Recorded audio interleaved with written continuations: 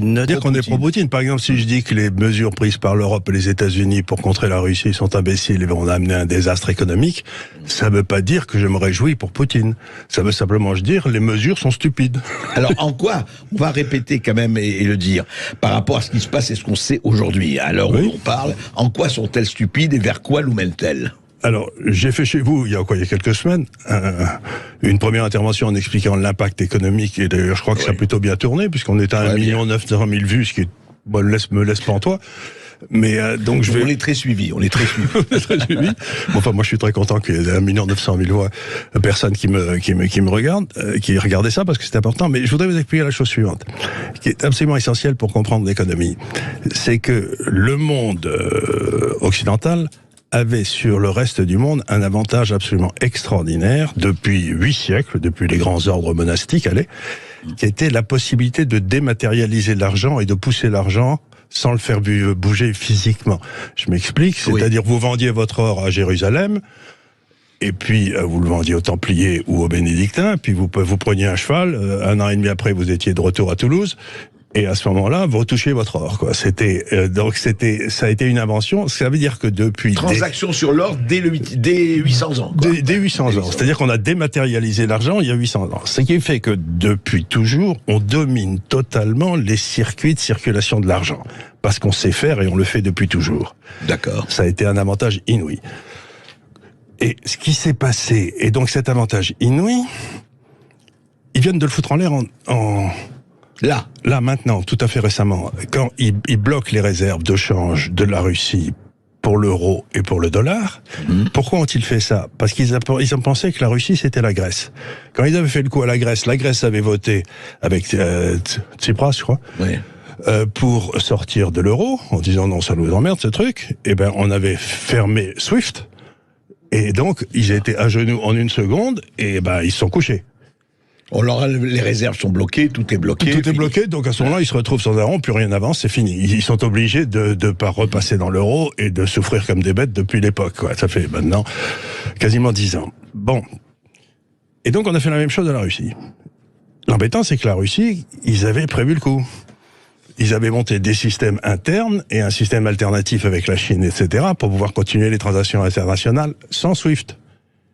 Ils l'avaient déjà monté, ils avaient prévu. Oui, c'est ça. Ils avaient prévu. D'accord. Et donc, on a fait on a fait péter notre bombe atomique. Ils s'attendaient, regardez les discours de Monsieur le Maire, à ce que la Russie s'effondre dans la seconde qui suit, et qu'elle vienne demander pardon, et il s'est rien passé. Ouais. Il s'est rien passé. Et le rouble est revenu au niveau où il était avant la crise.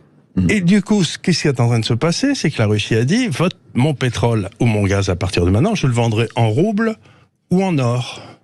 Je passe plus par vos monnaies puisque vous pouvez me bloquer.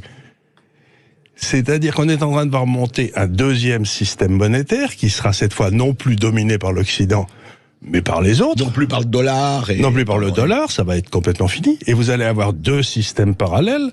Un qui est fondé sur le prix de l'énergie, parce que le rouble et l'énergie, c'est la même chose. Hein. Vous regardez la variation du rouble historiquement par rapport au prix du pétrole, c'est pareil. Donc ils ont donc fait un système maintenant qui est fondé sur l'énergie, le prix de l'énergie et le prix de l'or. Et nous, qui sera fondé sur des monnaies gérées par des clampins complètement incompétents, nos banquiers centraux. Ouais. Ah oui, et donc ce système est en train de se mettre en place avec le rouble, le yuan, la roupie peut-être, le Brésil peut-être. Le Brésil, et donc carrément, et c'est la première fois dans l'histoire depuis X siècles. On va donc perdre le monopole de la circulation de l'argent. Et c'était ce monopole qui nous permettait sans arrêt de vivre au-dessus de nos moyens.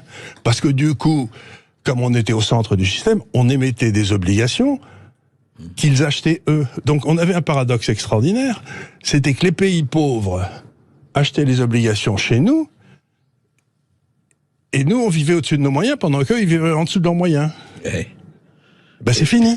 Il va falloir qu'on se mette à vivre selon nos moyens. Ouais.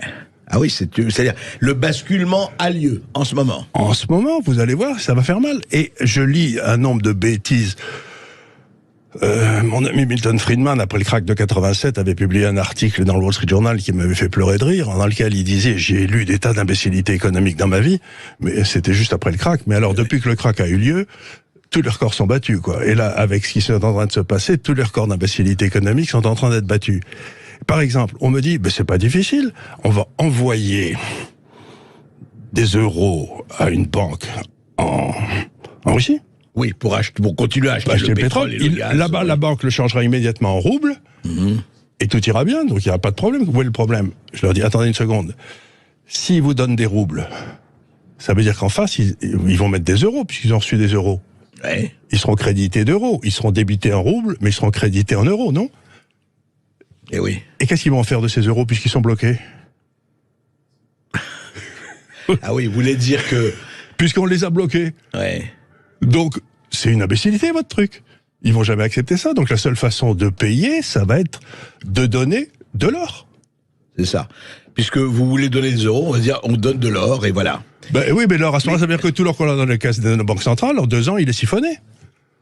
Alors, les conséquences de ça, c'est ça. C'est que on a 2 blocs monétaires qui vont apparaître. Oui. Un avec des monnaies sérieuses, dont la quantité sera déterminée par la quantité d'or ou d'énergie que vous avez dans le pays. Et là-bas, ça va être l'or, alors? Ben, ça va être l'or. Oui. Et de l'autre côté, on a des inflationnistes qui veulent continuer à ne pas payer leurs dettes. Enfin, le dollar ne va pas disparaître comme ça ou fondre. Il va pas disparaître, bien sûr que non. Mais ce qu'on a fait aussi, c'est que le deuxième avantage comparatif qu'on avait sur tous les autres pays, c'est qu'on avait ce qu'on appelle en anglais le rule of law. Vous savez, le système. La règle du droit. La règle du droit. La règle du droit, oui. Bon, ben alors, on se dit, et même pendant la Deuxième Guerre mondiale, les Allemands continuaient à aller tout le temps à la BRI pour discuter avec les Américains, les Anglais, etc. Là, ce qu'on a compris, c'est donc la règle du droit s'appliquait à tout le monde, pour leurs biens, etc. Et puis on vient d'apprendre que, sauf si vous étiez russe, à ce moment-là, on vous pique tout. On bloque, on pique, ouais, c'est ça. On bloque, mais on applique. Donc la confiance s'est effondrée. Non, mais maintenant vous êtes un bon émir au Moyen-Orient. Oui. Vous vous dites, si je commence à sentir des pieds, ils vont me piquer tout mon pognon. Non? Oui. Donc vous avez écroulé à la fois la croyance que ces gens avaient qu'on respecterait leurs actifs une fois qu'ils seraient chez nous s'ils étaient obligés de partir vite de chez eux. Qu'il y avait un rule of law qui discutait, une des règles qui existait. On a appris que si on commençait à être fâché avec les États-Unis, ça marchait plus du tout. Et en plus, maintenant, on les force, et ils l'ont déjà fait, à aller vers un système monétaire que eux contrôleront et non plus nous. Mais pour se tirer une balle dans la tête comme ça, faut être compétent. Hein. C'est quand même étonnant, quoi. Mais ces types réfléchissent pas, ils comprennent pas. Oui, c'est assez étonnant. En fait, c'est-à-dire que ce basculement a eu lieu par l'aveuglement des uns et la prévision des autres. Enfin, Poutine, qui avait vu ce qu'ils avaient fait à l'Iran, etc., et dont je me suis laissé dire que c'était un joueur d'échecs, mais ça ne veut pas dire que j'en dis du bien. Hein. Non, mais on constate. Hein. Je constate. Ça veut simplement dire qu'il a vu le coup arriver, ça fait 8 ans qu'il avait des problèmes avec l'Ukraine. Ça fait 8 ans qu'il nous disait, écoutez, si ça continue, je vais la rentrer dedans. Donc il a tout mis en place en 8 ans pour pouvoir la rentrer dedans. Donc qu'est-ce que ça veut dire? Alors juste, Charles, pour terminer avec ça, on se reverra évidemment, parce que c'est pas une affaire qui va s'arrêter demain. Oh, qu'est-ce que ça veut dire pour nous, vivre sur nos moyens, non pas au-dessus, peut-être en dessous? Ça veut dire quoi pour l'Europe et pour la France? Ça veut dire que depuis des années, depuis très très longtemps, et puis l'euro avait aidé ça aussi, on achetait des produits, des matières premières au pays, des voitures, etc., à la Chine ou je sais pas quoi, et en leur échange, on leur donnait des petits bouts de papier coloriés qui s'appelaient nos monnaies. Et ces corneaux, ils étaient assez contents pour les prendre, et avec ces petits bouts de papier coloriés, s'ils en avaient trop, ils rachetaient nos obligations, ce qui fait que nos taux d'intérêt étaient plus bas, ce qui était notre avantage à nous. D'accord. Eh ben, ils vont plus accepter les bouts de papier colorés. Donc il va falloir leur donner des produits en échange. Il va falloir que toutes nos balances commerciales passent à l'excédent. Et le produit, on n'en a pas. Et en tout cas, ça veut dire que nos monnaies vont s'effondrer. Si vous comptez aller passer vos vacances en Thaïlande, d'ici 2 ans, vous pourrez plus. Vous irez passer, c'est les Thaïlandais qui viendront passer leurs vacances en Corrèze. Hein.